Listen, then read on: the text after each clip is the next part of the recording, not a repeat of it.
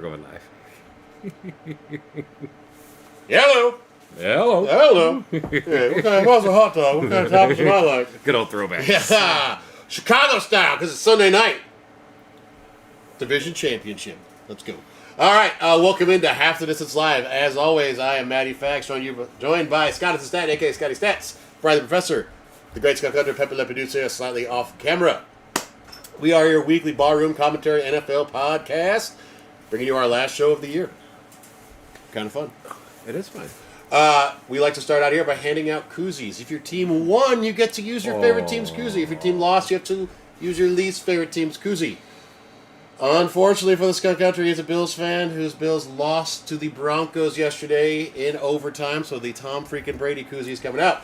For the Professor, his Broncos did win, so he gets to use a Broncos koozie. Doesn't have to use that disgusting Cowboys one. That's the best part of it. I am a Bears fan whose team is currently playing, and therefore I get to use the Bears koozie because of that. Mr. Staten is a Giants fan who, unfortunately, his team is not playing right now, but Default, by baby. default, he gets to use his favorite team's koozie.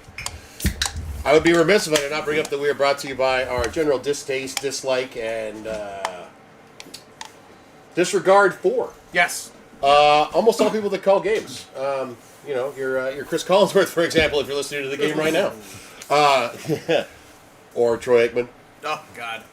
Or his teammate, one Joseph Buck. Or Tony Romo. Yeah, With his hair that'll slick back real nice. I would It'll just slick like back to interrupt real nice. Matt for 2 seconds. I've said fuck Tony Romo more times in my life in the last 3 weeks than I ever thought possible. For any Tim Robbins fans who know that reference, Yeah. well, their hair will slick back real nice. Well, you know, he's got to do something because it looks like he just spends the whole day playing golf and then showing up drunk as shit to call a game. So I can actually respect that. I feel like I can respect that a lot. Yeah. leave the golf out, and that's kind of where I'm at. okay. But also, not all of them, though, Matt. Oh, this is very true. There are some that we need to see in the booth, unfortunately. No, Little Aaron unfortunately, Andrews, we maybe? don't see them in the booth. Yeah. Yes, we need to see them in the booth, Yes. unfortunately, because we don't ever see them in the booth. And Aaron Andrews is a prime one. Yes. Get her in the booth, guys. She's fantastic. I feel like we've been asking this for Yeah. 6 years now? I actually want to hear what she has to say. Yes. As opposed to pretty much all the rest of them. Like one who? Like one. Like one Joseph Buck. Our only toast. Fuck Joe Buck. Fuck Joe Buck. All right. Just tastes better when it's in your favorite team's koozie. Okay. Let's get this game over with, guys. Yesterday, the Bills traveled to Mile High to take on the Broncos, and unfortunately their season did end 33-30 in overtime. Josh Allen was carrying the team on his back, unfortunately, had a few turnovers. He had 283 yards passing, 3 touchdowns, 2 interceptions, 3 fumbles, 2 of which he lost. He also had 66 yards rushing. James Cook had an excellent day on the ground, 117 yards rushing to go with 2 catches of 24 yards. Dalton Kincaid, great game, 6 catches, 83 yards and a touchdown. Khalil Shakir, solid possession receiver that he's been all year, 7 for 75. Ray Davis out of the backfield, 2 for 33. Dawson Knox, 3 for 32. Cooks, 2 for 20. Coleman, 1 for 10 and a touchdown. And Mecole Hardman, I honestly didn't know what team he was on. Yeah, right. 1 catch, 4 yards and a touchdown. And second-year safety out of Utah, Cole Bishop, led them with 12 tackles, 7 solo. For the Broncos, Bo Nix had 279 yards passing, 3 touchdowns, 1 interception to go 29 yards rushing. McLaughlin, 21 yards rushing. R.J. Harvey, 20 yards rushing. Also 5 catches and 46 yards. Oh, I'm sorry, Bo Nix had 29 yards rushing also. I don't think I said that. Marvin Mims, 8 for 93 and a touchdown. Cortland Sutton, 453. Lil Jordan Humphrey, 2 for 33 and a touchdown. Should have been 3 for about 45 and 2 touchdowns, I'm pretty sure. Unfortunately, dropped one in the first quarter. Bryant, 3 for 32. Offensive lineman Frank Crum got to go in on a goal line play. Gotta love it when it's 1 catch, 7 yards, and a touchdown for an old lineman. That's just always good times. And Alex Singleton continues his great year after dealing with testicular cancer. Yeah. 14 tackles, 11 of them solo. Very unfortunate news after the game came out that on the last drive, Bo Nix apparently broke his ankle and is now out for the rest of the playoffs. Crazier. It wasn't like they're saying that it was when he kneeled the ball down. Yeah, apparently he was limping a little bit 3 plays before, and then when he did the kneel down, something happened. The ankle twisted very weird. Yeah. And that is apparently when the break occurred, or maybe it was a minor break that became worse. I don't know. Yeah. Right. and I don't know if we will. But let's talk about this game first. Who would like to go first, Professor or Skunk Hunter? Because you are each fans for these teams, and I will give both of you time to give your thoughts. Hey, my vote is Eric. You kick us off on this. Go right ahead, man. Yeah. Okay. So my silver lining is Brian is a good friend of mine, and I'm happy for him. So it's kind of an easier pill to swallow. We've all talked about we never root for injuries for opposing players. Like, just that sucks about Bo Nix. Just make any game worse. Would not Yeah. want that to happen. I'm not saying, like, the Broncos did what they did to need to win, but, you know, James Cook had a good game. Josh did as much as he could, but it's very hard to win a playoff game on the road when you have 5 turnovers. And so that's kind of where I'm at with that, and I can't believe, nothing against the Broncos, can't believe they hung around for that long, and watched the game with my parents, and I knew the impending walk-off field goal was coming, so I went home to drink a very, very sad IPA, and good for you, Brian, and I'd like to hear what you have to think going forward into this upcoming game. Well, I think what you said about, Josh Allen with 5 turnovers, and they lost in overtime. Like, that does not happen. Like, Yeah. no, in the playoffs. And on the road. On the road, like, that Like I does said, top not defense happen. that got 68 sacks Yeah. this year. Like a defense that's been oscillating between first, second, and third in every defensive category all season long. And 117 yards isn't like eye-popping, but on No. the Broncos defense, that's a good game. Yeah, that's for a James really good Cook. game for Well, Cook. when you consider know? that the Broncos had 70 yards rushing Yeah. against the Bills defense. And almost half Who were is Bo tr- Nix. Yes.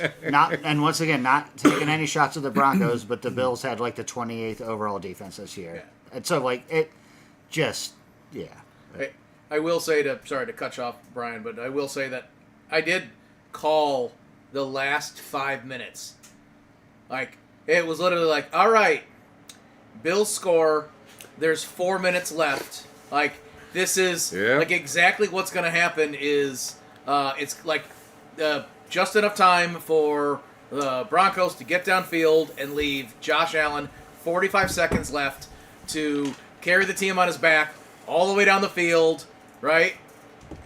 And instead they gave him 55 seconds. Yep. And now, what didn't happen was, like, Josh Allen with the ball in his hands to go downfield like that and not score a touchdown. I was literally like, watch out, like, this motherfucker. But hey, you got him to like, the perfect field goal range. Not quite perfect. It was a 50-yarder. It was a 50-yarder. Yeah, Never mind. right, Right 50-yarder. Which is not a guarantee, especially with some wind, for sure. So,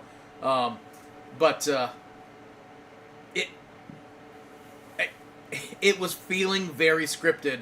And then it's like, oh, in overtime, wouldn't you, surprise, surprise, surprise. What drives viewership more? Oh.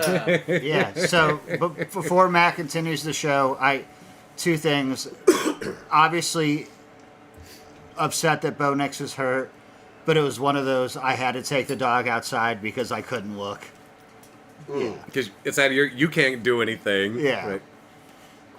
Well, I would actually like to hear Brian's take on that controversial interception. No, that's actually a very good point. Like, that is. I understand. If I was a Bills fan, I would, like, as I'm sure all of you have seen on social media today, that is all everyone is posting about. Yeah. The loyal Bills fans, the really shady ones are posting about, like, oh, look at this bitch crying at the press conference. No, And, like, you're not a real fucking fan then. If you don't think that's emotional, fuck you. By the way, like, you don't these are athletes that train and are programmed to win.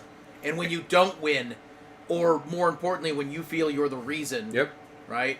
And, like, I mean, everyone can fuck off with that. We would all agree that there is no other man in the NFL that wills his team to victory more than he does, you know? Also, fuck off with this upset about emotion being shown these days. Like, I'm getting so sick of this shit. Like, I like it. I like the fact that these players care. I'm glad that coaches are buying into rivalries again. We don't all need to be friends in a game like this. It is a violent sport. But we should also celebrate people punching their TVs when their teams lose, so... Yeah, which we see so many clips I of don't that. like that either, though. Like, but like, somehow that makes more sense than being than being upset. That I'm a man. I can use anger and nothing Yeah, else. right. Yeah. Yeah. Like, what the fuck, man? Like, it's just, I don't get it. All right, truly, last thing. I understand Bills fans as one being upset, but I also can reconcile with, hey, don't turn the ball over 5 times. You know what I mean? Like, I will say, though, as Brian did, the fact that y'all lost by 3 in overtime after having 5 turnovers is astounding. Yeah. But- Yeah. and Like, that is usually you just got rolled out Against of a the, top defense. Yeah, Well, you just got rolled out of the fucking it stadium. also didn't help that it was 3 back-to-back pass interference calls. Sure. 2 of them, or no, all 3 were Tre'Davious White, right? I don't know if Was they were all it only three. the last 2? Yeah. Regardless, the first one, you know, there was some feeling that like, hey, like that wasn't a big deal. He did put his hand on the receiver's arm, his left arm, and kind of pulled back a little bit. Whether he was going to be able to catch that ball or not doesn't matter, right? But the next 2 were, and it also with a roughing the passer at the same time, and not even a softie. That was the bad one. That was like, what are Yeah. you doing That here? was So yeah, to move the ball up the field like that in a hurry. But you know, those are rough. Those are rough for sure. Like that to get that. You know, You can go back and nitpick every game for missed calls or calls you didn't like. Like, yeah. there was holding 100%. calls that were not oh called. yeah, Where Broncos definitely had a step, and the offensive linemen were holding, and they didn't get called. Like, Yep. that happens in every game. It is harder with the interception one. I'm surprised that wasn't a replay of some sort, but what are you going to Yeah. do? And it's tough. And, like, you know, we got to see it, you know, live unfold. And then they replayed every angle a couple Yeah. of times. Yeah. And then this morning, I was like, okay, every camera angle is now widely available. I can watch it as much as I want to. And I'm like, that's still a fucking tough call. Like, it's not clearly an interception. It's not clearly a catch and a down. Yeah. It's like, that really could have gone either way. And I understand if you're a Bills fan, yeah, you're upset. That fucking sucked, you know? And this But- is where it frustrates me because it comes down to this football move, Yep, right? yep. Once you have to establish control and then make a football move. Which is not And- defined. Which is Yeah. not defined. And it's like, wait a minute, but if he had control of the ball when his back hit the ground, Then he's down. Yes, Yeah. that's down, Down. by Right. contact. but if he never had control of the ball, then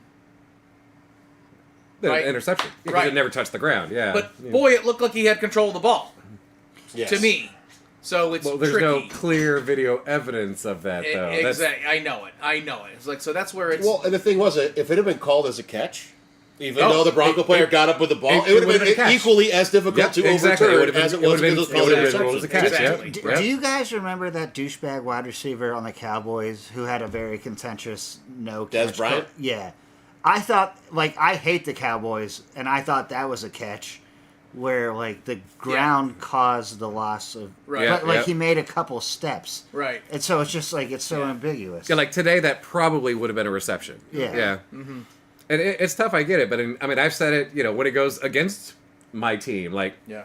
it sucks. But if one play ruined your fucking season, Right. it wasn't that one play. There was It- lots of other things around that. Exactly, Even if it's the exactly. last play of Yeah. a game, you had many other chances Yeah. before Oh, that, no, you know? It also was. Oh, that was almost so good. It also It was was. good. It bounced on the white Did it line. hit They the gave it to line? him at the Did 3. it? Okay. Yeah. Was that? Would that have put the Bills up? Matt, do you recall? I remember. It was a 4th down pass, correct? Is that what it was? The interception was a third down. It It's was a a third deep down. third Okay, down. okay. I can remember you saying like essentially it's the It equivalent would of a have punt. put them in first and goal. It would have put If them in they- the 30 exactly because Yeah, they would have Maybe been not able to- first and goal. It would have put they them would've first been in range field goal easily. range. Yeah, Yes. right. Yep.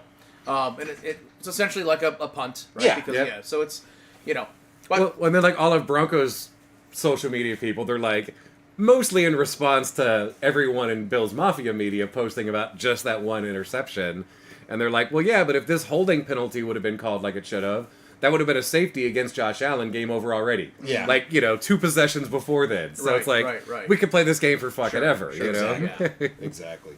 But look, we do need to talk now about next week. Jarrett Stidham, he has Yep. started for the Broncos before, actually in the last 2 game stretch. I think in the Broncos are stretch going he to had- win the AFC or lose by 35. so there's one quick thing I want to say. That's my prediction. One thing that sucks is you've got this fantastic game, right? I feel like the nation loves Josh Allen. I feel like there's a lot of people that root for the Bills just in general because, it's easy to root for them. But You know, they're still the working they're- man teams. yeah, They're the exactly. closest thing to America's team Yeah, we have ever right, actually right. had. You know, Yeah. and so to lose, Rust Belt.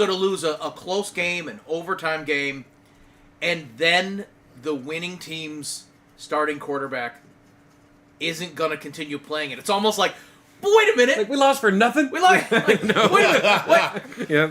Can't we go to those college back when they used to be like, yeah, Miami, you lost your starting quarterback, and we don't feel you'll be the Therefore, best fit. we're not gonna let you- Therefore, we're not going to let you continue. And like, Yeah. but wait a Yeah. minute, and I know that isn't the case, and I really don't actually want that. But there's this one little thing that's like, but wait a minute, but now is the best team going forward, right? Because Jared Stidham is fulfilling the meme of I suddenly became important at work. Yeah. And 100%. Yeah.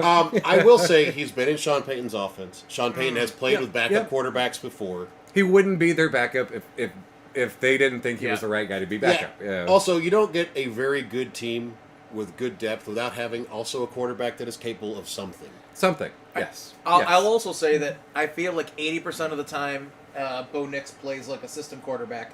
He's in his second year. I'm not trying to say that to be a dickhead. This year, we've seen some incredible moves from him. So that other 20, we're like, you're seeing what he can be, right? Dare I say that if Jared Stidham can play that 80% role of system quarterback in this style of offense, it can be good enough. It definitely can be good enough. That's for sure. Well, and I would also say that a bonus for them is that they are used to playing in bad elements from being in Denver. So unlike the Texans today, where Stroud was obviously not in it in the rain and in the snow coming Yeah. from a dome Yeah. and from Houston, I don't think it's going to be That as that was was a a great catch by sick DJ catch. Moore. Wow. I don't think it's going to be as much of an issue weather-wise for the Broncos in New England. Their defense of New England looked fantastic. I don't think he today. made a football move before gaining control of that ball. It's going to be in I'm Denver Sure, it's a because they're the number one seed. Oh, I'm sorry, in Denver. yeah. No, my apologies. So, like, I don't. Same thing though. Neither. It doesn't Yeah. matter. Yeah. It's not going to matter. Both teams Yeah. play Oh, he in didn't shitty get- elements. Oh, Yep. yeah, I got that. There Like we they go. have the elevation. That's first down. Okay. I think so. Yeah. Okay. So little data bit that I didn't know. Bo Nix is the only player in NFL history to have 7,500 passing yards and 750 or more rushing yards, and a playoff win in the first two seasons. Oh, wow. Wow. Nice. That's So- awesome. And like I said, like the Broncos are a good team. They've been winning on defense, and then the offense has been bailing them out at the end of like almost every fucking game. Absolutely. So all we need is Stidham to like not turn it over a bunch of times and then do well for 15 minutes. You know. But also, when we talked about the Oh. how great Denver's think he got defense it. is, but at the same time, arguably the best corner in the game right now is neutralized against Buffalo because Buffalo has 4 people to throw to, and inconsistently. There's no real target. Yeah. Right. Oh no, he lost the ball. That is not the case in New England. Right. Like, they gonna know be- who Surtain's it's- going to be covering. Exactly. Yeah. It's going to be Diggs or Booty depending on Yep. the play. So Moody Yeah. did burn the best quarterback for the Texans today for a he touchdown sure too. did. By the way, He Yeah. sure did. Yeah. so not a wide receiver core to take. Well, and long. also like the Denver receivers were garbage yesterday. Not garbage. They were not great yesterday. So if Cortland Sutton can do what he's capable of doing, that's a different ball game right there. I'll agree with that also. Any last thoughts on the game before we move on? I really wish Bo Nix was healthy, but yep, still good. I mean, at least it wasn't like.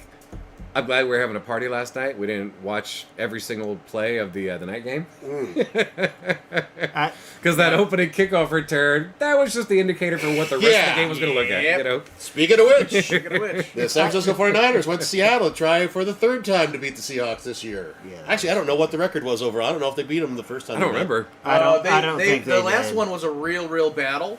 I remember that. Like it was a low scoring defensive, miserable game. But oh no, they They got blown out the last game, I thought.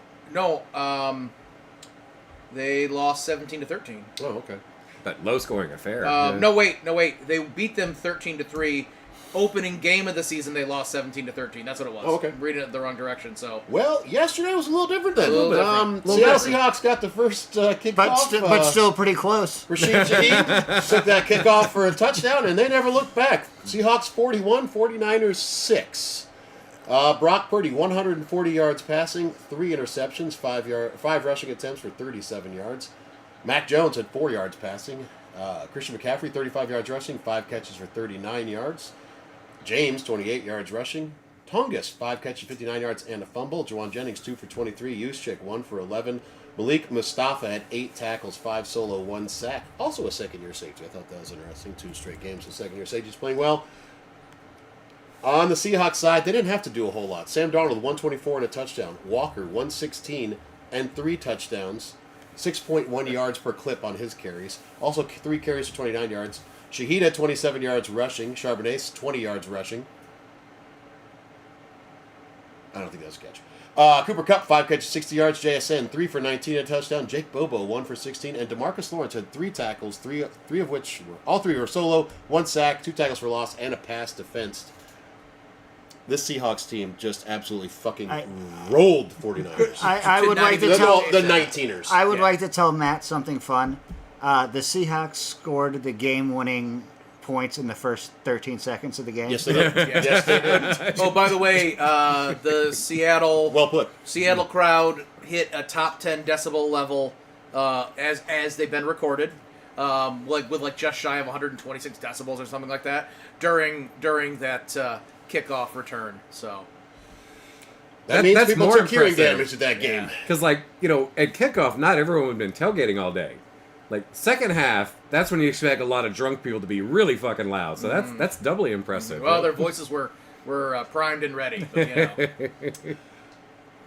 This is the Seahawks defense they've had all year. Their offense thoroughly dominated a 49ers defense that has been racked by injuries this year. No Fred Warner, no Bosa.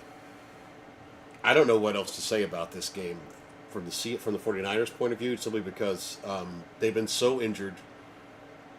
Losing Kittle last week, I think that was an emotional piece for them that is very hard to get back. Even with Tongus having a very good game, and he was their leading receiver, it's still not the same as having Kittle out there and the energy and the passion. that changes the coverage 100%. Absolutely, you know? And the running game. Yeah. Dare I say, keeping McCaffrey to under 80 yards in total. Yep.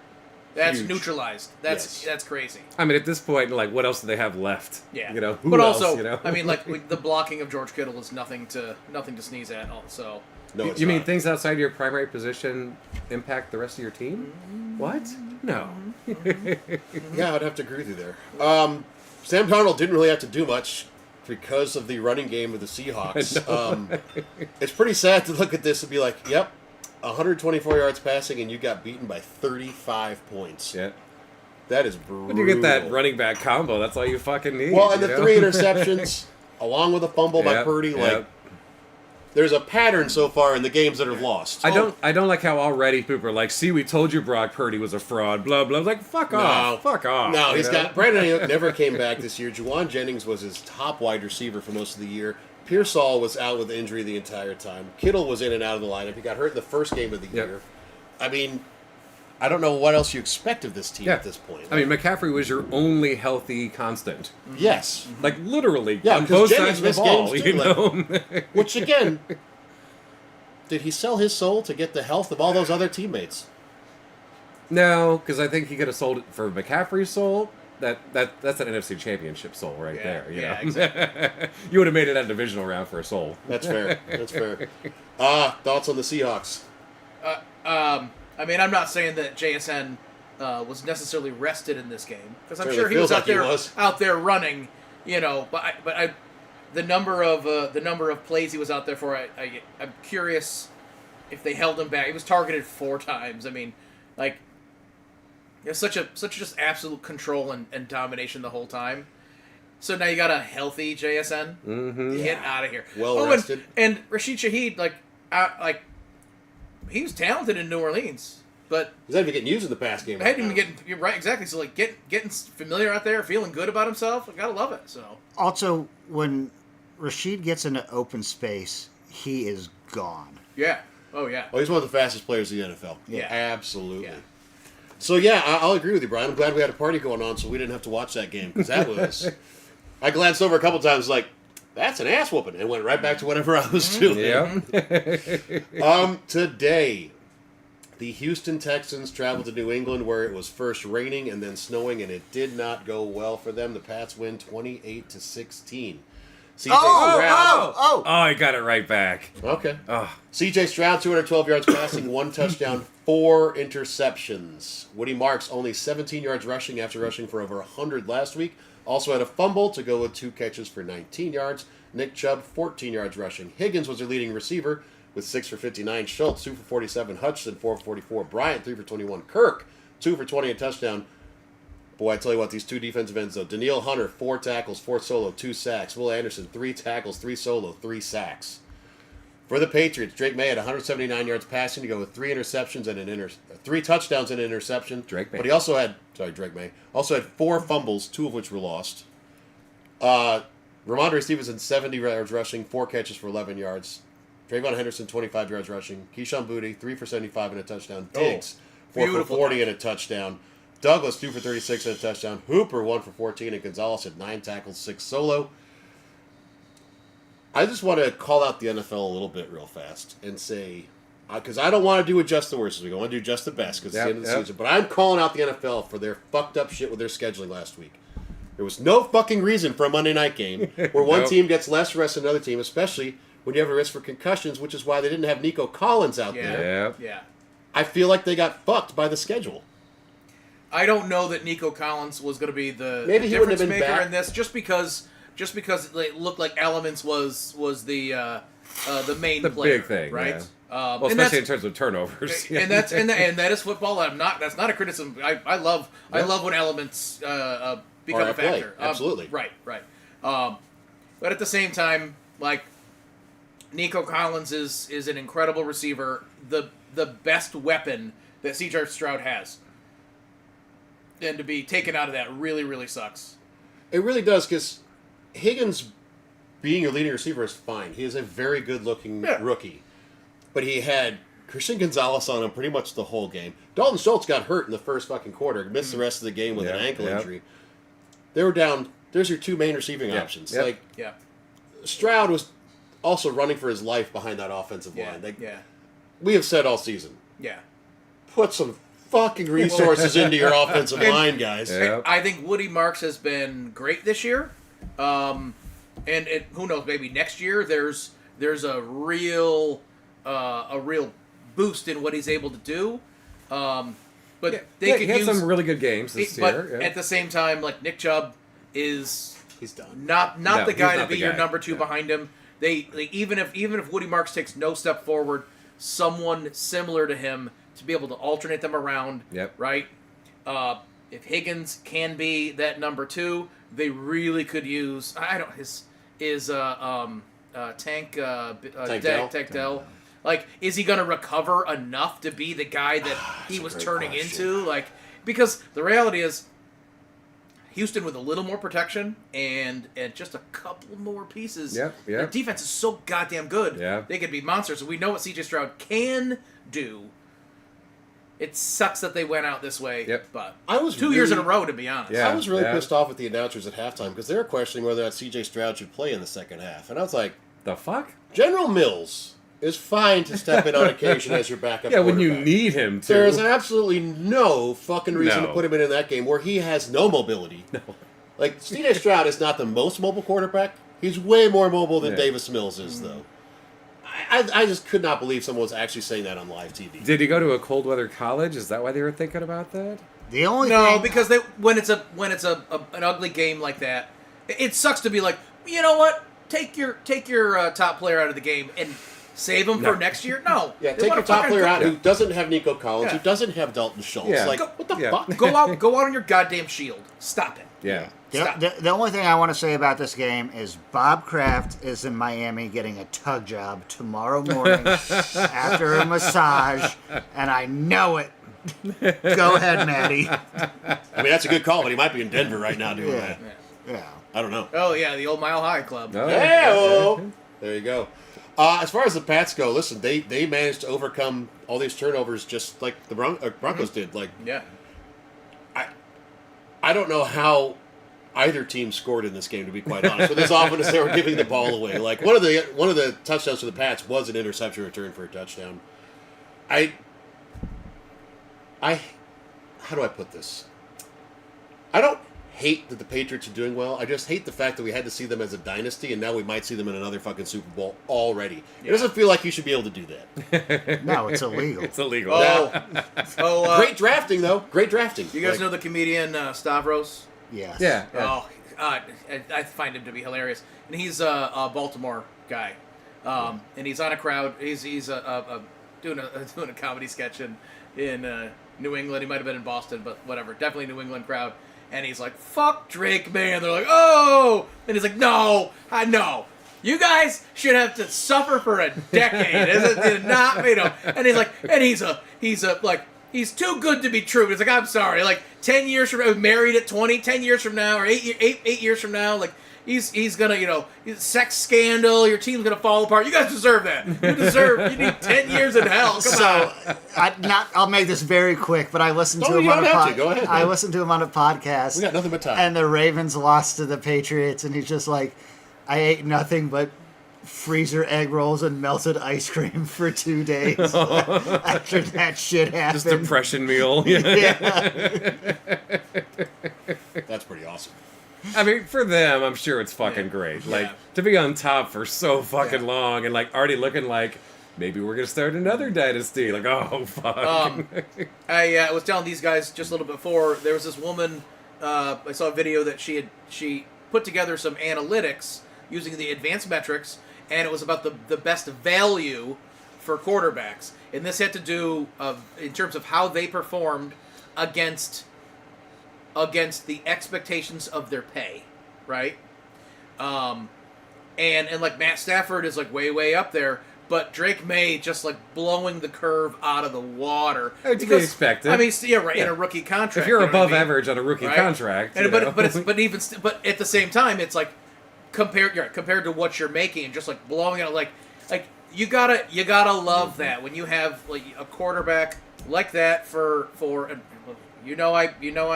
I'm a fuck New England in general, but as a football fan, like you got a kid out there doing what he's doing this year, unexpected. No one was ready for the Patriots. Oh God, no. To be a 3-loss. I don't care how many Strength of five- schedule, blah blah. Like plus yeah, 500 teams that they beat. I don't care.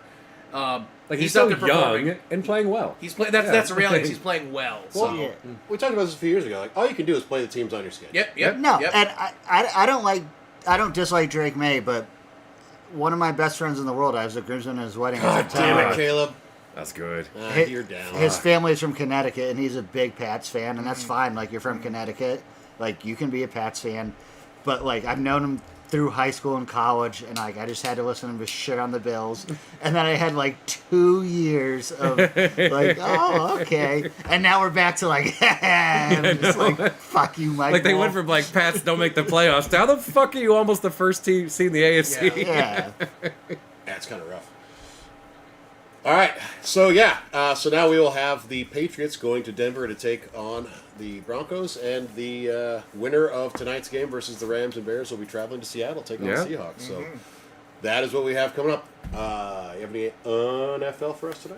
We do have some NFL actually. All right. Yeah, that's right. Because things happen outside of professional sports, and I'm here to share my thoughts on whatever the hell I do choose. So Pour a little bit of one of those out for me there. Oh yeah. I'm pouring a little bit of Redwood Empire here. They're actually California, and I really dig their California stuff. No, California way for some interweb. And, oh yeah. You guys see that ghost that came through here?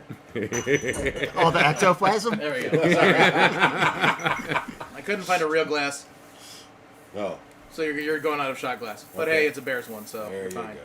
go. All right. What do all of these college football teams, college basketball teams, have in common?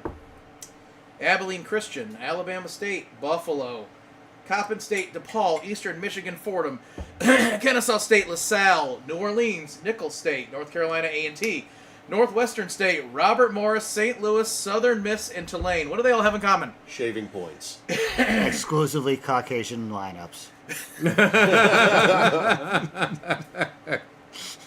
Federal prosecutors have charged 26 people, including 20 college basketball players, in a point-shaving scheme that stretched across nearly 30 games at 17 D1 programs. Man. The fix involved bribing players to intentionally play below their ability so gamblers could bet against their teams and cash in.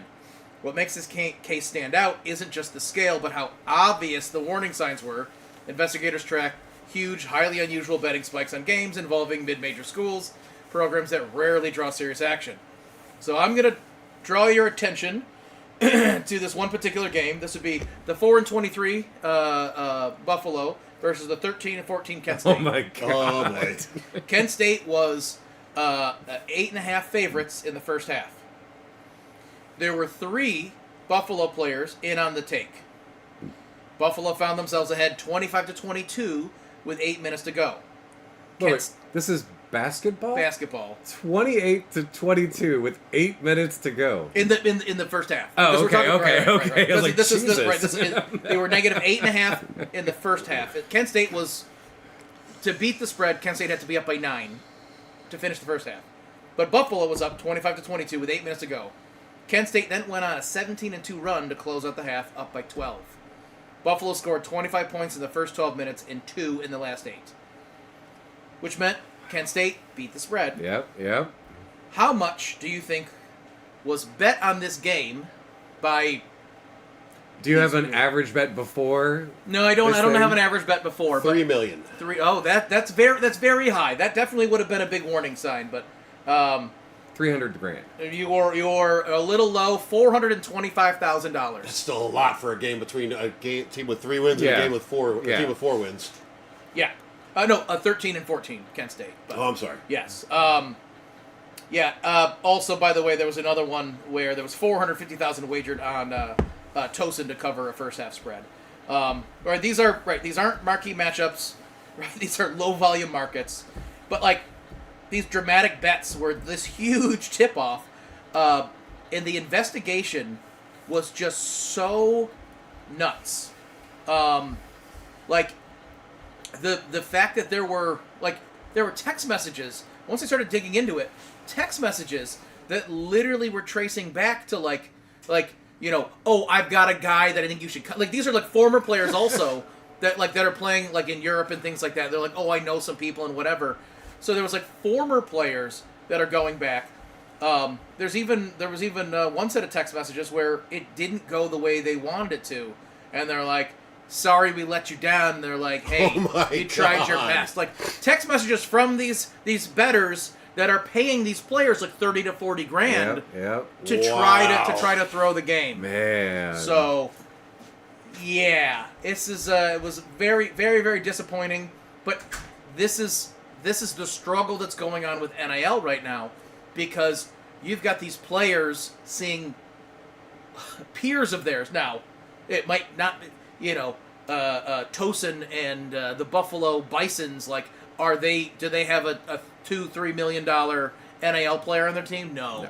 But they see the money getting thrown around, and they're like, I would like my cut. Right now, they recognize that money moving around can move around a little bit better for these kids. Yeah. But it was just done in such a dumb way. So it's really, really disappointing. That is disappointing. Yeah. So jumping over to the NBA. Well, and if they went to fucking their economics classes, they might learn like, oh, we have to report all gambling to the FCC. Mm-hmm. They're gonna notice some inconsistencies. Mm-hmm. Don't fucking text. Don't be so fucking stupid about it. Or $450,000 on Kent State beating the spread in the first half against Buffalo. Like, come on, you know. Oh. So jumping over to professional basketball, the old NBA. As we're getting into the season, there's some interesting stats, not stats, but stat tiers that are upcoming, right? Like DeMar DeRozan is closing in on Vince Carter for 23rd all-time in field goals. Wow. Al Horford's approaching 15,000 career I'll tell points. you what, though, DeRozan That mid-range jumper has Exactly. money Yep. his Yep. whole Right. career. But it like to think about that, like DeMar DeRozan and Vince Carter, like 23rd of all time. That's no joke. Well, and Carter played for how many years? Yeah, like 24 years. Yeah. Right, exactly. That's right. the other thing. But DeRozan, again, you don't make your living flying through the air like Blake Griffin did. Your career can last so much longer with a little bit of touch. But he's That's but why he's you get also so right. good at that When you got a mid-range. guy averaging in the 20s like year after year, consistently, like that makes a difference. Brooke Lopez nearing Manute Bol for 16 all-time in blocks. That's impressive. Kevin Durant is climbing to the top 7 all-time in scoring, passing Wilt Chamberlain. That's also longevity too. Yep, you know? absolutely. Yep. Klay Thompson contending for 4th place on all-time three-point list. Not Steph shocking. Curry on pace to become the first 5,000 career three-point shooter. I mean, That's just a fun one. he's just gonna. He's Yeah. gonna. He's the bar just moves with him. Yeah. Obviously, Jokic closing in on Oscar Robinson for 2nd all-time in triple doubles. Well, also this was last year, but still, like he's the first player to ever have a 30-20-20 game. Mm-hmm.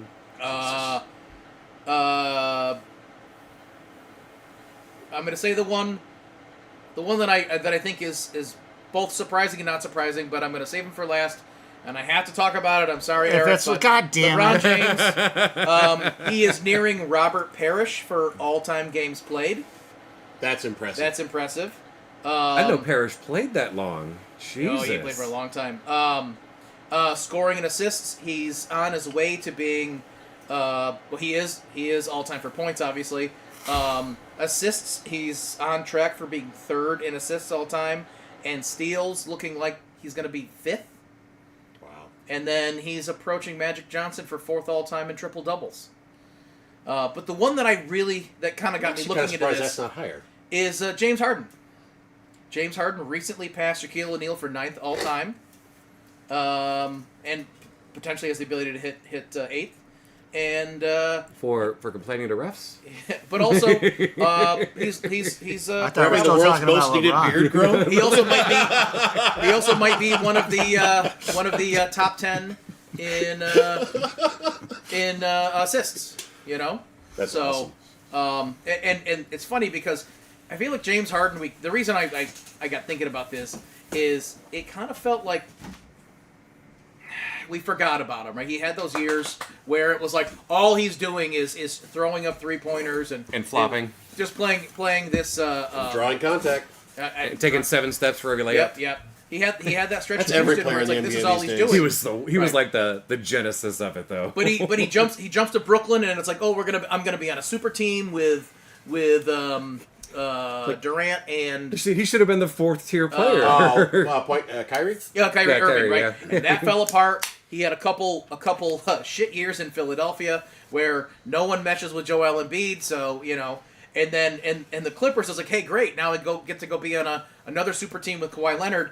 And the reality is like he's just dragging the Clippers along with his play. This season he's averaging 25.8 points. He's got 8 assists. He's getting 4.7 rebounds. That's pretty solid. 1.3 steals. Like just a fucking solid ass career. Like it's easy to forget. Like even after all this time, he's gonna get you all the stats in the world. He's playing at a high level. You know what that It's makes really stand out impressive. to me more than anything else?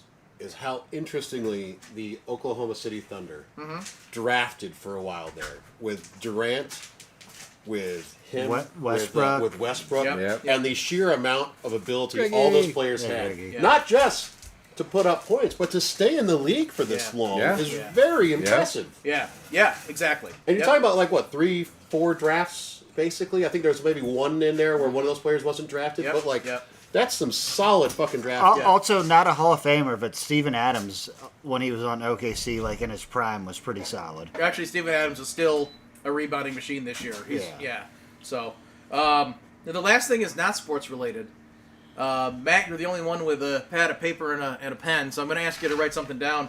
This is about the Oracle co-founder, Larry Ellison, who just christened his new German-built yacht. And he named it. He named his yacht after the Shinto goddess of creation, death, and motherhood, and that would be Izanami. And that is spelled Izanami.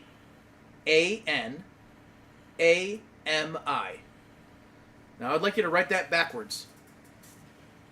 Amazing. I'm a Nazi. Oh. Wow.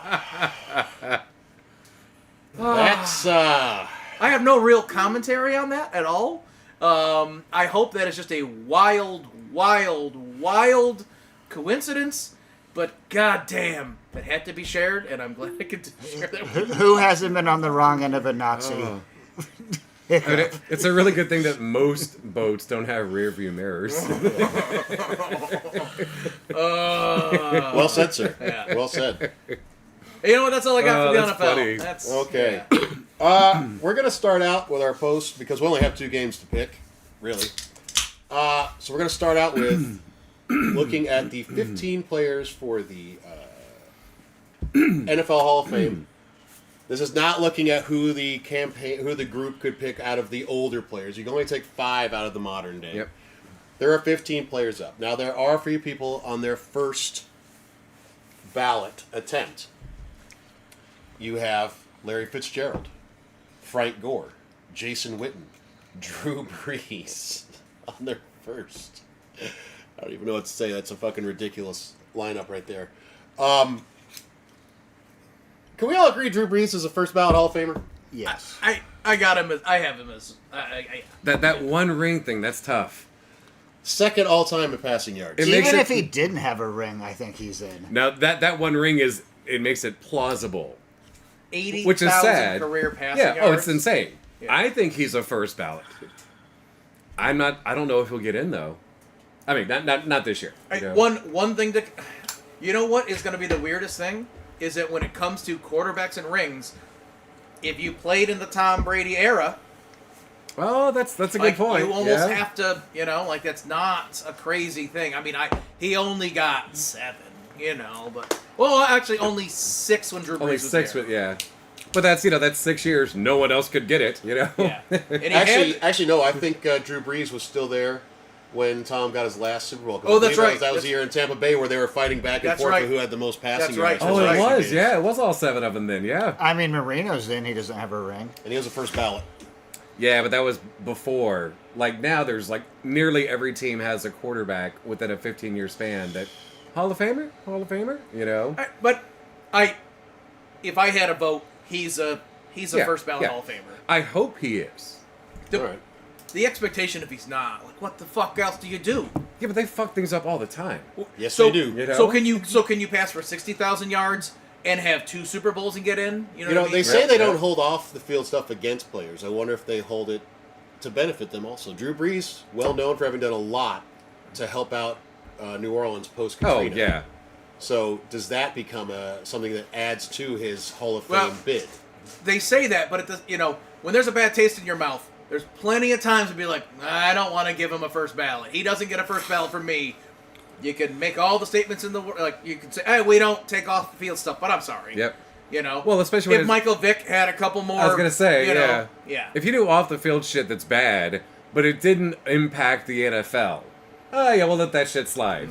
If it impacts jersey sales and viewership and tickets, then they're gonna start to really take that shit into account. Not technically, but it's fucking there. Yeah, like the Drew Brees storyline of let's help New Orleans rebuild. 2 years later, Super Bowl, Yep. So Larry Fitzgerald? In. I say he's first ballot also. Dude, well, no, I think so too. Talent wise, absolutely. More The tackles than drops. yeah, it's an amazing Also, stat. Amazing. What a blocking receiver. Yep. Also, look at Amazing, some of the yep. quarterbacks he had in his time. Yeah. when it comes to receptions and receiving yards, second only to one person. Jerry Rice. Right? The ding that's no. Again. I'm just being my brain stopped working. Contrarian. Thank you. He should have played for at least 3 more years. His career wasn't nearly long enough to make him a first ballot. No, Hall of Fame, of course. Blah, blah, blah, right. Yeah, sure. Like, Matt, and I guarantee we're gonna hear that in the next few What are weeks. you talking about? you know? I thought he had some good longevity. How many years did he play? 13, Fitzgerald 14 maybe? Oh, did he? forever. I I thought he like had a 9. good Oh, okay. career. Oh yeah. Are you thinking of Calvin Johnson, I think, who retired early? Yeah, he retired. When Oh, he he was like definitely 30. retired early. Could, Yeah. could I go next and throw a name at you guys? Are we done That's- talking about Larry Fitzgerald? If you guys are, Is but he- if or you're the- not, wait, Are we talking wait, about wait. on the 15? See, the thing Yeah. with Wait, hold Yeah, on, hold on. okay. Do we have any others? We're talking about first do ballot. you think they're going to let in more than one first balloter? This is They don't like to let in any. I understand, so. but this is what we're talking about. So, yeah, no, on the 15. well, no, Matt. How many people are first balloters? 17-year career for Larry Oh, Fitzgerald. Jesus. Yeah. How many? First balloters? I say 3. No. How many are in their first year for Yeah. this? Oh, Frank Gore, Larry Fitzgerald, Drew Brees, Jason Witten. Okay. Like, That- Whitney, Oh, no, Frank Gore, no. I would rather, shit. Eric. I would rather stick with Come the on, Bears. first year guys and talk about what if they belong in as a first balloter. Okay, So- that's fine with me. So that would be Jason Witten would be the next one. Yes. That's who I was gonna. Okay. I say no. And not contrarian. I just say no. And it's not his fault. If he would have played and put up the same numbers on any other team, yep. First year, yep. Eric, what's your Jason Witten? I think he should be in. First ballot. I think he's one of the top 10 best tight ends to ever play the game. So I think that kind of gets you in if I'm, and like I hate the Cowboys, but like if I'm voting, like I think that gets you in. I think it's easy to let in somebody else first ballot And and say, well, Witten without that line, come on, you know. But also, like, to me, I don't think he gets first ballot over Fitzgerald or Drew Brees. No, I don't think so. Oh no, I'm not arguing that. I'm just to saying me, I think he's to in. me, strength of class is also one of the Yep, biggest yep. detractors to it. But Yeah. I think he's on the bubble Like he's for- a top 5 most reception yards all time for a tight end. Even though there's no rule that they can't let in as many first balloters as they want to. Mm-hmm. They just don't. The problem is the people that are stacked up against them. I don't think Witten gets in first ballot. I do think Frank Gore is first ballot. Oh, for sure. He's a top 5 all-time rusher. I realize he never won a Super Bowl. He has 16,000 career yards in 16 fucking seasons, I believe. Like, how much more consistent can you be and it over seemed a like career? when he wanted to be, he was fucking unstoppable. Yeah. Yeah. And not that this contributes to you getting in the Hall of Fame, but like he was never in trouble off the field. Like he True. just seems like a good dude. I just question his ability to be a first balloter. I don't That's think all. he's a first balloter either. Yeah. Because he was a workhorse. He wasn't an all-star. Yeah, Like, he yeah. didn't make me go, ooh, look at what Frank Gore Yeah, did. yeah. Except for, like, die-hard football people. Right, you know? but you wouldn't have been mad if he was on your team. Oh, fuck Like, no. I No. feel like his last year of eligibility, if he gets there, that's the year that they're going to be like, listen, this is a man who, because it's longevity at running back is nothing to scoff at, and good production Yeah. over the vast majority Yeah. of those years. I understand these past 9 couple years with over 1,000 rushing Yeah, yards. that's right. That's He incredible. also has 81 rushing touchdowns. Well, and that's when it's odd that, like, the switch to almost all teams running by committee, if he doesn't get in until towards the end of his eligibility, they're like, fuck. He got 1,000 yards 9 years in a row. Well, That's not in a row. insane. 9 years but 9 years, you know, interspersed. like Yeah. because like that's not going to happen for quite a while. Yeah. The way that most teams run now, you Right, know. right. So it's one of those things that even like a person, 15 years from now, Mm-hmm. that doesn't know who he is can look at the stat line and go, holy shit, you know. I'll agree with that. One of the biggest things holding back Larry Fitzgerald in this, if someone was going to make an argument, is the fact that Torrey Holt and Reggie Wayne are still on this list. Yeah, True. Oh, the Bears is going to turn over? I think so. That'd be awesome if they did. We are watching the Bears and Rams game right now. They just called it a Rams ball. Ah. I don't know what's happening there. I'm sure we'll have to see a replay. But like Fitzgerald does exactly what I said that Frank Gore didn't do. Like he made these amazing fucking poster plays, you know? And that makes a difference. People can visualize guys, specific plays that he pulled off. Like, how the fuck did he catch that, you know? Like, I mean, how many times, and it's probably against every single team he's ever played against in his career, he had some incredible 3-foot jump and he reaches 3 foot down over a fucking defender and grabs the Yeah, ball, you yeah, know? yeah. I'll agree with that. But he had like Torrey Holt not being in sucks, but he wasn't like, ooh, look at me, like Greatest show on turf? at the time, but he was part of that, you know? Right. I mean, like if you look at someone, even like someone back in the day that was a prime to watch football, Yeah. that casually watched it, and it was like, out of this lineup, which one of these is Holt? Yeah. They can't pick him out of the lineup, Yeah, you know? yeah. And that matters. Like, which one of these is Larry Fitzgerald? That guy right there, you know? But again, commercials help and that kind of shit, too. Sure. Yeah. They yeah. do. Torrey Holt didn't do that shit. Well, he may have in St. Louis, just... Yeah, like a car dealership Not or where we something. can Yeah, see. yeah. I did hear a sports guy talking about these offensive linemen saying, I don't know who these guys are. And I'm like, you don't remember Marshall Yanda for the Ravens? Like, he was an absolute... That was another Come on. guy. This is a sports guy? Yeah. Wait, football sport? Yeah. Has written books on different athletes. And I'm just like, what do you mean you don't know who these offensive linemen... Do you watch the game? But we've said this literally every season of the He pod. was Like, so. I mean, no I one- know no one guard cares. is not a sexy position, All right, well, but he here's- was so good. Here's the real question, though. It Does Eli get in now? is. Wait. Eli is up. He did not make it last year as a first ballot. Is he really up there? Yes, Eli Manning Yeah, is yeah. in the- I somehow missed him on this list. Oh shit. I mean, it's tough because the NFL loves fucking Tom Brady.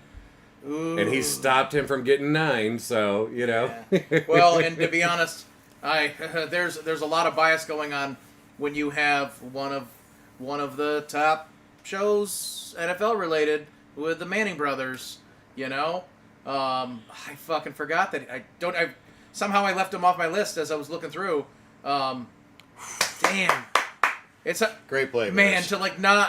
to not have him in. Oh shit. Now that. So all right. So here's the problem that I have. But this is what's crazy about this vote, right. because like it's insane Yeah. when you Well, think about here's- it. These are great players. Luke Kuechly, we haven't even said his name yet. I was gonna say like here's my problem is like Luke Kuechly. I feel like this might be his year to get in, but like I was also kind of wondering if Adam Vinatieri, if this is his year also. He should be in. He's I understand, but like he won 2 Super. But I kind of feel like Like Eli his might- leg won him 2 Super Bowls. his leg won 2 Super Bowls. yeah, right. Clutch Super Bowl wins, like you know. Oh god damn. But at the same time, like, does he get bumped for an Eli just for because Because he's a kicker. oh It's man, very likely. Oh man, I mean I never felt like he was a first ballot Hall of Famer. I still generally question like he had a good career as a Giants fan, and maybe I'm being negative, but he had a great career. He got Super Bowl wins in fashions that no one was expecting. Yeah. but it isn't the same like big time Fuck it, just let him score, play. guys. Big time play in the most important game. I get it, but also your defense got you there in so many ways. But man, could he push someone like Vinatieri off the list? Fuck, because like I think Luke Kuechly is in this year. I would like to see him in this year. but- Like, between those 3, I think Luke Kuechly should be yeah. in. And maybe that's also what pushes like a Jason Witten, well, or even like a Larry Fitzgerald down a little bit, is someone like him sneaking in. I fucking forgot. That screws my whole list. For my, yeah. And it's tough because he's so fucking popular now. Because of all of his, media stuff. Yep. Darren Woodson, safety for the Cowboys. I think you got to put him in. I think he should be in also. I'm just kind of shocked that it's taken this long, to be Yep. quite honest with you. He's one of the only defensive stars from that team that Yep. I've seen even in consideration. But I mean, that's the thing, like with that offensive powerhouse squad. Yes. And he was pretty much the Yeah. only one keeping it alive on the other side of the ball. Yes. Yeah. And he was great. He was fucking great. Like, Absolutely. And I hate the Cowboys. I hate the He was Cowboys fucking too, great, and I yeah. think he should be in. What about Marshall Yanda or Willie Anderson or Yes and yes. Jari Evans? Yes. These are all great offensive linemen. Like, Yeah. I they feel don't have like any stats. No shit, they don't. Like, I don't know which one of them is going to make it in before the window closes. And then the other 2 will be senior picks. Yeah, Right. like I know getting But hurt. it's it's shuffled. Pick one, Getting hurt isn't always your fault, but Marshall Yanda just like, guess what? I'm going to be a Pro Bowl guard every year for a decade. yes. Yeah. Yeah. Well, and Jari Evans, I believe, was blocking on some of those Saints teams Drew Brees was so good on also. So it'd Yeah. be kind of an interesting thing to have those 2 go in together. Right. That's cool. That's a good Yeah. script. Yeah, Yeah. that's The true. NFL loves stories. They sure do. Well, the Hall of Fame loves stories. Yeah. The Hall of Yes. Fame is a business. This It is is true. a business. So, one of the questions I had for you guys was, where is Phillip Rivers on his Well, he's reset. I'm sorry, no. On Yeah. kids, on kids, I think he has 11. I understand, but he was going to be. He was not going to get in first ballot. I know He would. Right. He would. No, he would no. not have. I yeah. understand that like this would have been his year had he not played this year. Which is Like still where fucking crazy. does he fall Yeah, in but this he got like 5 more in years of general, health right? insurance. Or is this 5-year pushback actually better for him? Could he have missed out if he started his 5 years this year? Well, Drew Brees, Tom Brady, and Eli Manning should all be in by then. So really, like, I don't know who else would be jumping him. I have never thought Phillip Rivers was a bad player. I I have understand. never wanted Phillip Rivers to be the Bills quarterback. Really? Even in our depths. Really? Yeah. I would have taken him in a heartbeat when my team was fucking sucking. I definitely would have taken him. Yeah. But Yeah.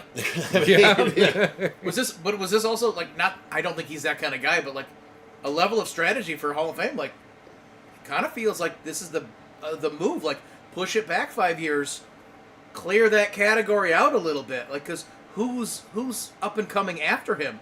Alex Smith, or actually he's probably eligible now, isn't he?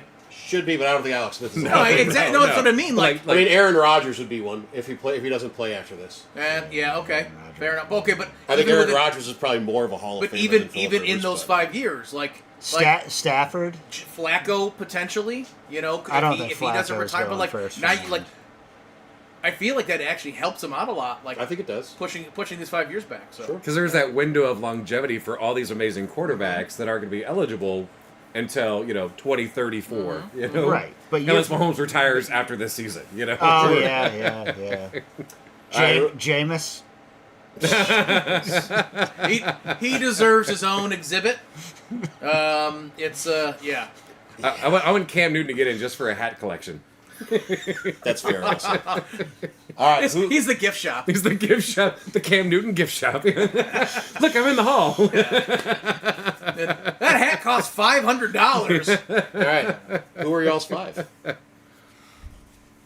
Oh,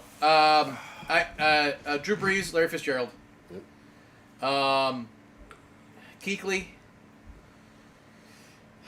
Yanda,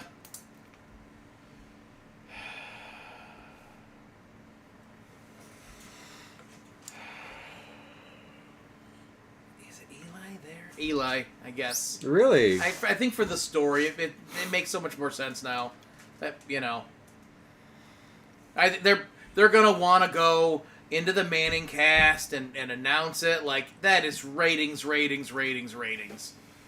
Yeah. I think I agree with you, except for Manning. Yeah, I'm putting Darren Woodson in. Okay. Yeah. Yeah. This year, yeah. Go Caleb. There we go. There we go. Not for Hall of Fame, guys. I'm not getting ahead of myself. I'm going with Luke Kuechly, Drew Brees, Jari Evans, Larry Fitzgerald, and I'm going to say Darren Woodson. Finally gets in. Yeah. I got someone we didn't mention, and I could be wrong, but I agree with you guys. Probably Julian Edelman. You're a Brees. big fan of his. Poster on your ceiling, I get it. Breeze, so handsome. Gore, Fitzgerald, Kuechly, and T-Sizzle. Terrell Suggs? Yeah. He's high up there on the sacks list, man, so it's hard to argue against him. Yeah, but people hated him too. Like he did some dirty ass shit. I'm not saying he's a great guy. He almost killed a guy. Yeah, but Ray killed 2 guys. Allegedly. Yeah, not to stop there. It was cleared. All right. Let's talk about something fun. That was Let's fun. talk about I mean, another it fun ended sadly. fun conversation. The job openings in the NFL right now. Yeah. Now, would you like to discuss the jobs that have been filled first? Yes, because I don't know if I'm up to date, so Yeah, well, All right, well, let's just start off with your team, Absolutely. the Like, Giants, is the and I will Gi- is give that you official? carte blanche to discuss this. Partly because I kind of wish that these announcements were tomorrow and not yesterday. Well, yesterday and today. Yep. But the first being Stefanski getting the Atlanta job.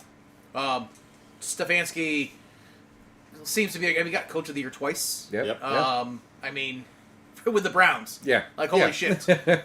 Was saddled with Deshaun Fucking Watson. blood from a stone, even though that was trickles of blood, but still. And, Yeah. Atlanta, I feel like there's a lot of parts and pieces there, and if he has a lot more to work with there, and I'd like to see him do some good things there. But He's used to coaching a team that may or may not have a quarterback. yeah, Harbaugh getting signed with the Giants is something that the second it happened, I believe we talked about it last so week. he and signed, it was, that one's He did official? sign Okay. yesterday afternoon, and apparently the part of the holdup had to do with how much control he had with personnel and right over the GM, where it's like, I'm sorry guys, you're bringing in John Harbaugh, you fucking give him some goddamn control. Yep. Like we are lucky to have a coach of his talent on a team with a great defense that under a man with fantastic defensive pedigree with Baltimore, awesome, and get a little offensive line protection. This looks like the type of team that he can build and grow with. I think that was the best option available anyways, is the Giants, even though they are one of the worst teams on the list for looking for head coaches. But aren't they all? Except for Baltimore and Steelers, which are, but so I'm thrilled that Harbaugh's there, and for all the right reasons. So I think that was the best coaching job out there, to be honest. I think that's the best place for both of them. Yeah. Like it's the best place for him to be a coach, and they need someone like him with all that fucking fresh raw talent. Like, yeah, you need someone that has good experience. Yeah. Yep. And I wouldn't be surprised if hopefully he got what he was asking for in terms of control. And I can understand a GM being like, I don't want to give up control, but you gave up Saquon. Yeah. When Mara was like, I'll be sick to my stomach, yet somehow, you know what I mean? Yep. Like, what are we doing here, guys? Yep. So these coaches have to go out there and work with whatever you give them, and then you fire them for whatever you've given them. Fuck that. Yep. He's earned a level of control, so yeah, I'm thrilled with it. I can't disagree with you there. I mean, he has been a coach who's been able to oversee a lot of different situations Nice. in Baltimore. Yeah. Nice. A lot of different play styles, too. I mean, he went from Joe Flacco to Lamar Jackson, man. He still developed Lamar Jackson. And actually, I still consider Baltimore probably the top spot to get a job right now, Yeah. only because you have a two-time league MVP Yeah. quarterback, Yeah. Yep. which is pretty awesome for them. And that's an extra 15 yards on for the Bears. Okay. All right. So are we talking about Baltimore? Where Well, no, let's talk about the Falcons. Stefanski, Okay. I think, is a great Yeah. signing. He is an offensive head coach. Penix, we don't know when he's going to be ready to play, but the offensive weaponry there, maybe he finally knows how to use Kyle Pitts. Yeah. I don't know. Be a weird thing to finally use, the unicorn you have at tight end, but But also stranger things have happened. But Yeah. also a running back that we know is got hands for days, speed Yes. for days, Yep. crafty as Yes. all fuck, and those moments where Bijan just took off. It's like that do that. Yeah. Yes. Right. Not to mention Drake London at wide receiver. 100%. Yeah. So, yeah, I do think the Falcons' job is quite good. And those two were two of the top jobs I thought available. Between the amount of quality players you have and also not really hamstrung by a cap issue. The Giants don't have a lot of space, but they've, as we were talking about earlier, they can cut Devin Singletary, Graham Gano, and some other players to free up like $30 million in cap space. They'll be fine to go. Well, like, poor fucking Browns fans. Good luck. Yeah. Good fucking luck. All right, man. so Baltimore. Lamar Jackson. Derrick Henry, I think, is under contract for one more year. You guys have any thoughts on who they might hire to be their head coach? I mean, I have a thought on who I would really like to see there. Okay. Brian Flores.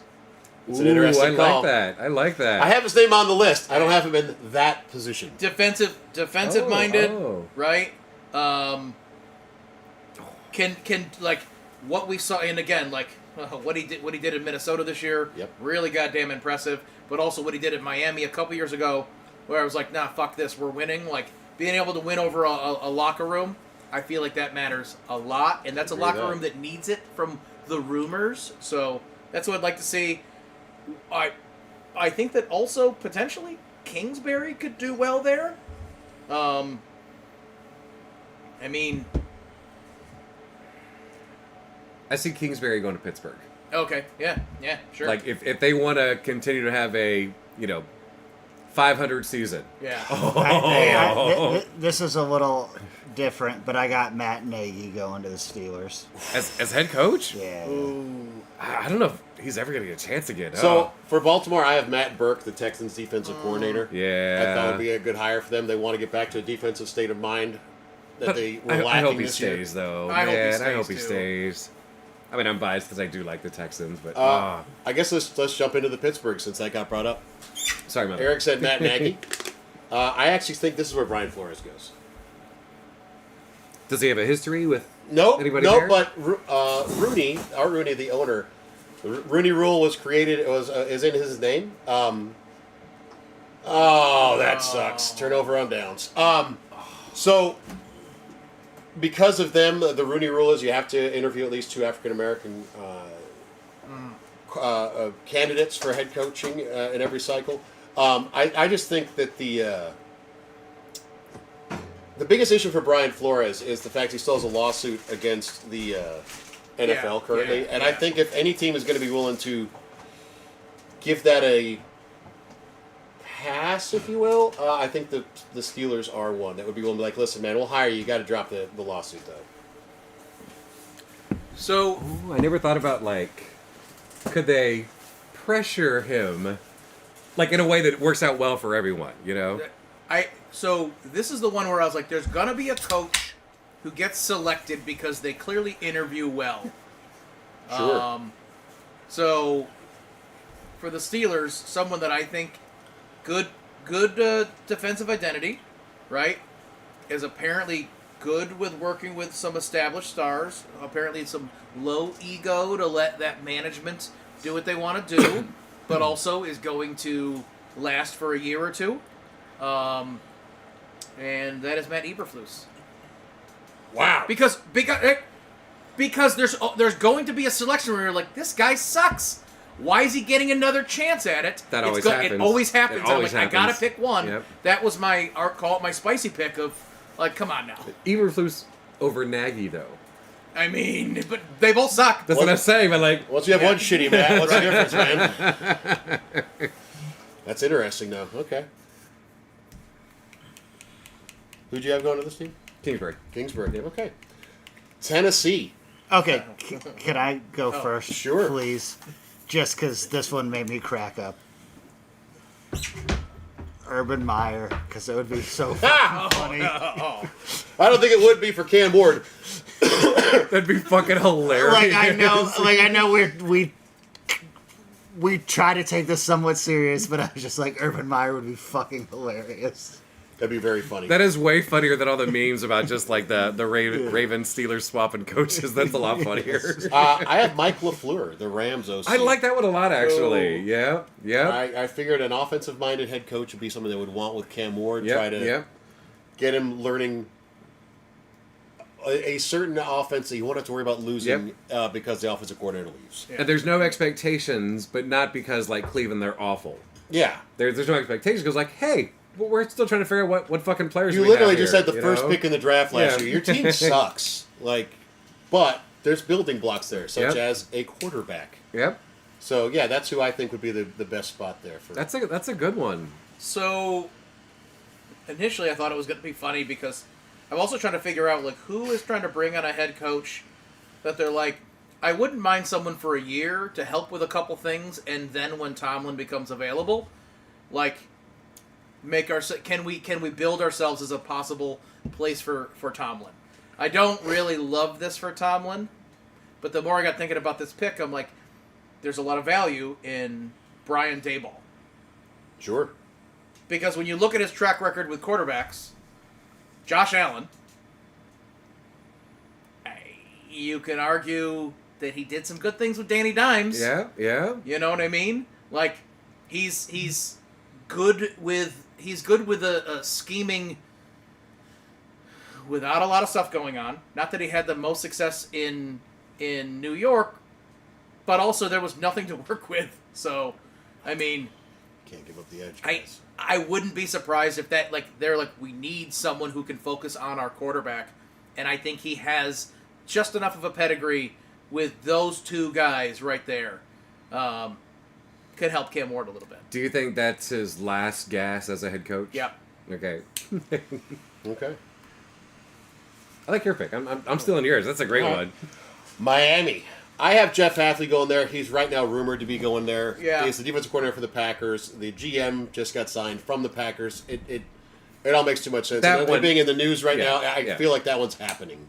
I don't know if y'all agree with me on whether or not that is a for sure thing, but I think it is. So very yeah, I likely. mean, if what they're saying in that one, but I wanted to pick someone else, and that one is Robert Saleh, Oh, that's a nice pick. because they need someone to turn their defense around. They also need someone to fucking course correct that goddamn locker room, Yes. right? Yes, and they that's do. a man who is, I think he was not appreciated in New Jersey for I mean, that team was distraught when he left. Yes. You know? That team fell apart. Fell absolute. So Miami could use a little identity, and I think that man can bring identity. So You guys ready for this? Tomlin to the Dolphins. Already? Wow. I don't even have Tomlin signing with the team this year. I have him sitting out. I'm here. just Like, throwing he out said- But I like it. I like it. Yeah. I do like it. No, yes, I again, agree. culture. Yeah.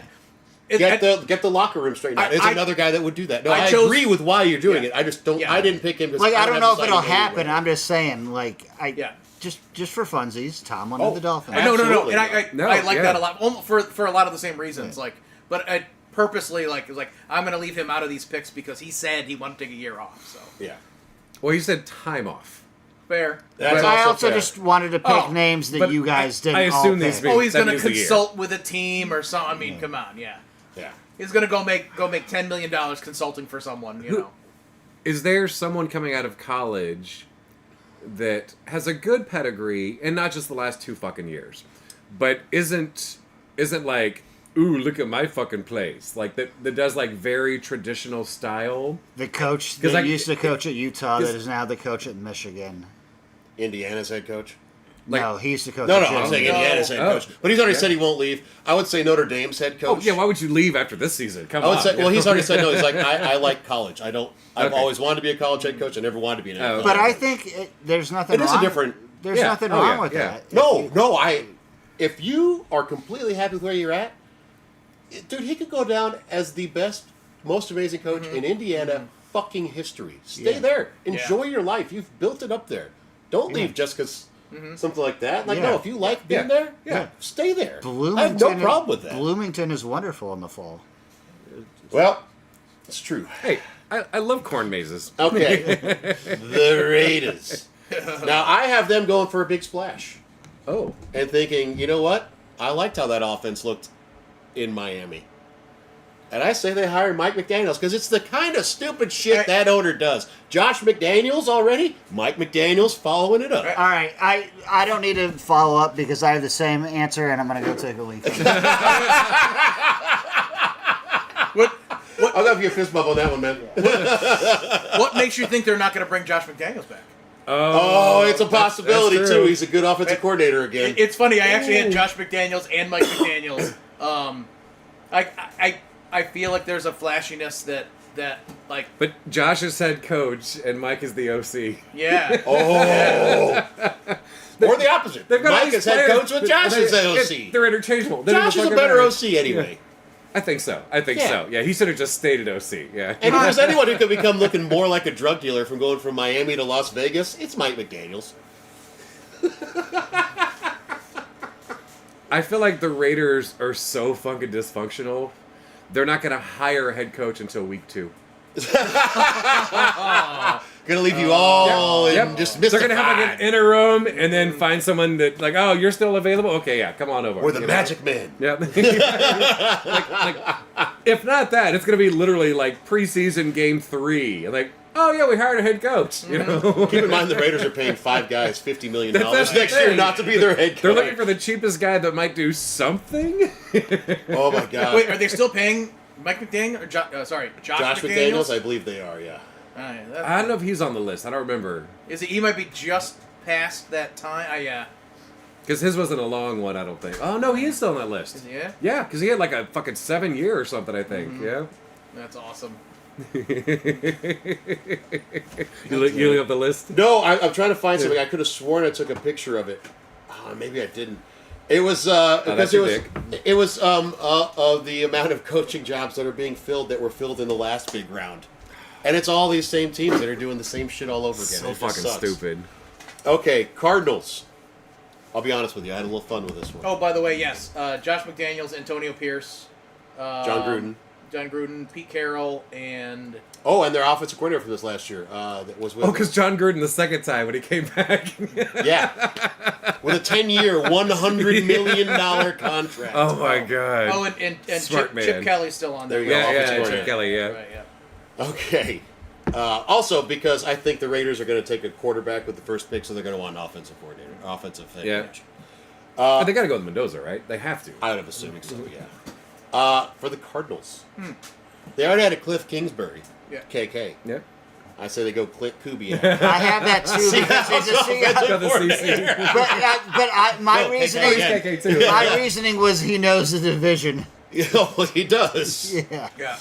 And again, they've got Kyler Murray on a contract Yeah. they cannot trade. Yeah. I don't think that's bad for them. I'll agree with that. Like yeah, he's not gonna fucking change the world. He's gonna be fucking cheap, and I think he's okay. Yes. You know? No. Oh, Fuck! Come on, Burton. Sorry, guys. The Bears are driving, attempting to tie the game up. No, I think Clint Kubiak, the Kubiak Shanahan offensive style that Yeah, is so yeah. popular these days, I think it's something that could definitely help Kyler Murray out. I think it's something that Oh, could you help Larry cannot Marvin be Harrison hitting him in Jr. the out. hands. Yep. Yeah, that's. Yeah. Yep. That's lucky that wasn't a pick. I got Zach Taylor, Oh, nice. former Cincinnati. Yeah. I thought he was yeah. still Cincinnati's head coach. Yeah, I don't think he got fired. But then he got fired. No, he didn't get fired. He was the only head coach that lost to the Jets that didn't get fired. I thought. There we go. Oh, oh okay. Yeah, yet being a very key comment there. There's right. lots of time. So he's going to coach two teams. Man. No. That's so fucking many though. Jesus. I know, right? Wow, I just assumed. There's got to be someone. Cars might be dumb enough to like. Fuck it. Let's go with this college guy. Yeah, Dude, there we I go. didn't have the bandwidth to try to look up college coaches and what they're good at Even and when why there's, it like, translates usually to the NFL, you know, like during the season, like, Yeah. oh, this guy's gone, he's Yeah. going, you know. Yeah. And then sometimes like, wait, who? Who the fuck is that guy? Yeah. Because I don't know Yeah. fucking college head coaches, you know? Right. Well, not many of them make the move to the NFL these days. Like the ones that have recently, it's not been a Well, very they've learned the successful- payday is nice. Oh? Yep. And they're like, oh my god, this is awful. They're adults. They can do what the fuck they want. You know? Yeah. We have no control of them? Yeah. I can't just kick the kicker? Fucking cameras. No, Urban, and you need to know who Aaron Donald is, too. You're a head coach of the NFL. Jesus. Okay. Only one left to go, guys. Who do you think will be the Browns' head coach? So I guess there's some whispers already of Jesse Mittner, the Chargers DC. Okay. That's who my boy Ian said to put down for Okay, that yeah. one. Yeah. I mean, you know, he's got some Baltimore experience, right? Some Chargers experience. You know, I don't know enough about him to be honest. So, but that's one of the rumors. So, you know, I don't know anything about him, but I was talking to him about this segment, and he's just like, that's a good name that makes sense in Cleveland. And I was just like, sure. yeah, okay. I picked the biggest asshole who would think he could fix that situation as Matt I could. Eberflus.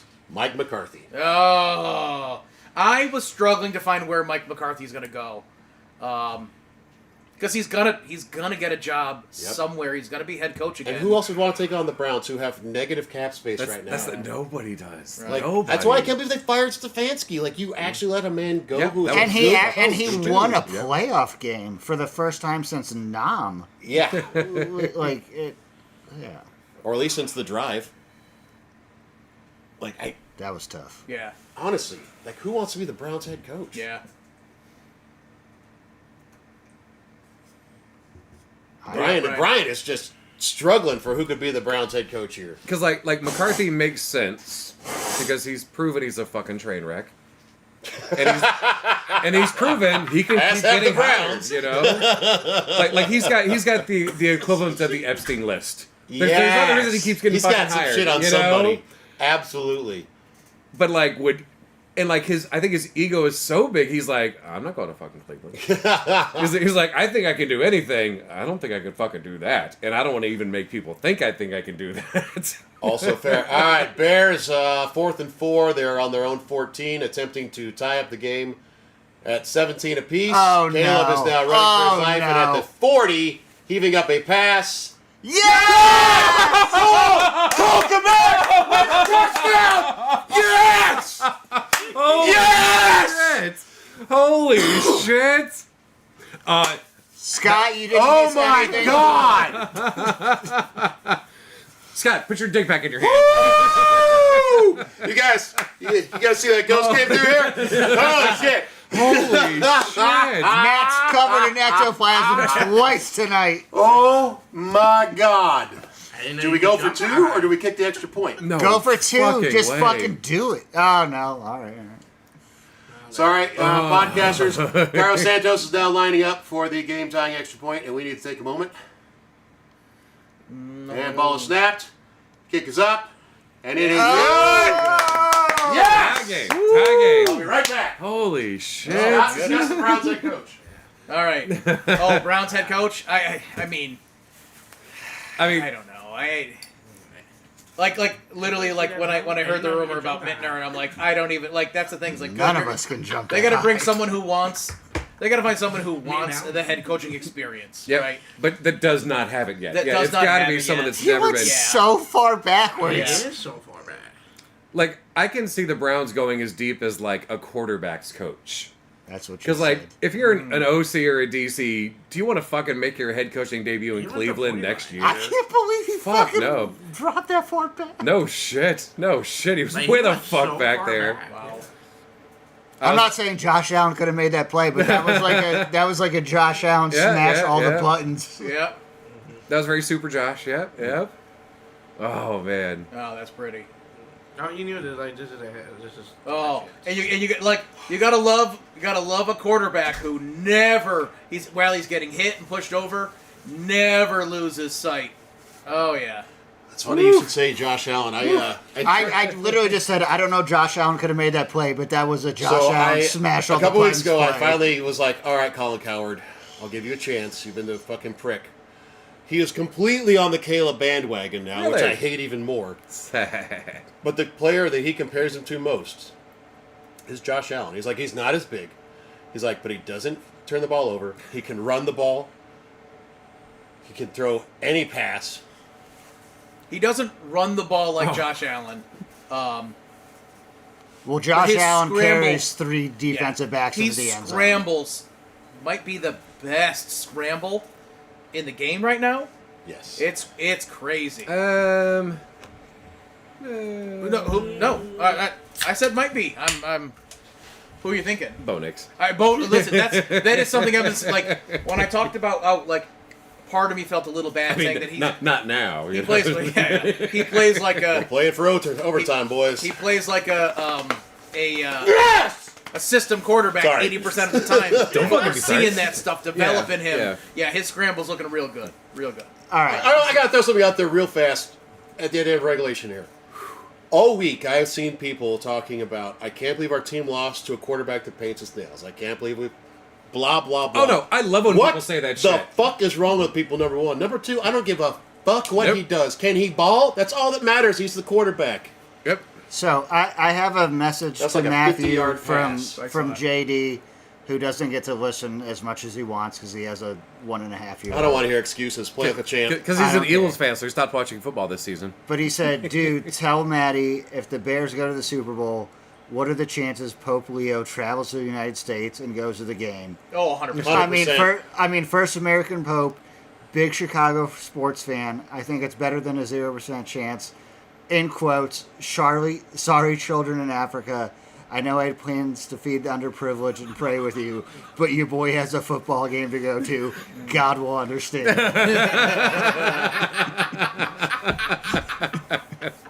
He's just going home to visit some people, man. Yeah. Oh, And catch a free game. remember when Loyola Chicago The sister, whatever her name was. Yeah, and I'm forgetting her name right now. Like she died like 2 years ago. Yeah, she was 100 years old or something. Yeah. Oh no, they made a huge run in the NCAAs. Yeah. And she was their biggest fan, season ticket holder. She'd been to every home game. She was like in her early Yeah. 90s Yeah. when this happened. Oh, knew the whole team. Like, they knew her. Like they all like Oh, she was shit. their fucking mascot, damn near. Like That's really cool. Yeah. all right. He'll trump that for sure. So Okay, just the best for the season. Mine is pretty lame. mine's actually kind of lame, also, to be honest. It's the parody. I thought you It's were gonna number say- one. I thought you were going to say what we just watched happen. That was pretty close. Number one is the parody. Number two is just, this is going to sound pretty sappy, but when you've watched your team suck for so long, and it's taken 7 fucking fourth quarter comebacks to make it happen, this has been a magical year to be a Bears fan. Whether they win or lose this game, this has been a season I will not forget for a long time. Just massive wins. And the parity also in the NFL to where every team was in it, it felt like. Yeah. With the exception of, like, the Titans. There's that The Raiders. Yeah. So many teams had chances to make the playoffs. So many teams had players that stepped up and produced. So many young players producing. Like, right now, who's the most experienced quarterback left in the playoffs? Stidham? Because he's got, 3 years? Yeah. 4 years? Sam Darnold. Yeah. And then Stafford. I'm sorry, Stafford. Stafford, the most yeah, experienced Stafford by one. far, yeah. Right. It's amazing. Yeah. Well, and that kind of goes into what I was going to say, which is my just the best is the young quarterback class right now. Like, Yeah. it felt like we had these legendary quarterbacks moving their way through, and it's just like, who's, like... And there was no room for Right. newcomers. Right. Yeah. Mahomes is there, but we're also waiting on these others to develop, and it's like, well, but they're not quite getting there. Then out of nowhere, it's like, it seems like the quarterback room has just gotten so much better out of nowhere. And then someone like Sam Darnold, like, finding a path that you weren't even expecting at all. Yeah. So, and it looks Daniel like Jones. Daniel Jones Like, with what a the hell, receiver. Right, you know? exactly. It just feels like there's this new round of quarterbacks coming in, and it's fun as shit Well, to and watch. it's a reminder that these quarterbacks got drafted early for a reason. Now, maybe their traits didn't stand out when Sam Darnold's in New York and his team is terrible. It's New York. Yeah. There's a reason you were drafting that early. But, like, Baker Mayfield and Sam Darnold, both in the same draft class. Josh Allen and Patrick Mahomes in the same draft class. You got Lamar Jackson in the same Baker Mayfield one. Like, the fucking Sam Darnold, Baker Mayfield, Lamar Jackson one. Yeah. Is an insane draft class. And then you look at Bo Nix, Caleb Williams, Jaden Daniels, who unfortunately got injured this year, but has had a great start to his career. Yep. Drake May. Drake May. We have no idea what Penix is going to be. J.J. McCarthy, yeah. God only knows. But So, and then this year, Tyler Shuck. Right. so But then you have a Brock Purdy, like, not drafted high at all. Yeah, no, Right? yeah. Yeah. Proof that the draft doesn't always work. kind of a segue. My best, just the best, is Sam Darnold, where he went from being on camera saying "I'm seeing ghosts in the secondary" to he just dropped his nuts on the table. Yeah, versus the yeah, Niners. right. Yeah, he just said, "Hey, Niners, there goes your Yeah. season." Yeah. I think those ghosts are fucking gone. Yeah. Yeah, that was the ectoplasm for sure. Come on, defense. Let's make a stop here. There we go. There you go, guys. I said it like probably mid-season, and again like right before playoffs started. Scheduling, like to have the, and again it's luck. A lot of it is luck, but like let's push these in division games later in the season where they really fucking matter for as many teams as we can.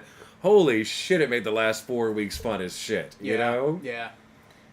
Really, all we need is getting that second bye week in there, which I think is, which I honestly like. I Come on, love the guys. push into the international markets. Let's add that second bye week on there, just because I hate seeing a team get a week 5 bye and then another team get a week 14 bye. Yeah. Like, come on, Yeah. like this is I crazy. You know, spreading those out a little bit because if health of the players matters, let's do it that way. You know, there's already enough games that go on at 1 o'clock that, like, you can. There's so many options. You can just trim that down a little bit. One extra week of ad revenue. Come on. Yep. Come on. Yep. What are Also, we doing? clearly, I would never know, but playing like a Sunday night game and then a Thursday game, like that's got to be tough. And that's right. I feel like that's Well, where, that they mostly stay away from, but They try to. still, you But know. but it does happen. But that's where I feel like the extra bye week, you can start doing a little bit better. Like, you're going to travel international. Tackle! Wow. Yes! Sorry. I'm being very loud. Yeah. My apologies. But like, I mean, this year, so we had Mexico, London, two Germany, places in Germany, yeah. and Frankfurt and, Yeah, where's the other one? We had an England game, right? yeah, we did. In A England, couple- yeah, no, there was a lot of... Yeah. The international games are not going away. But they're getting better.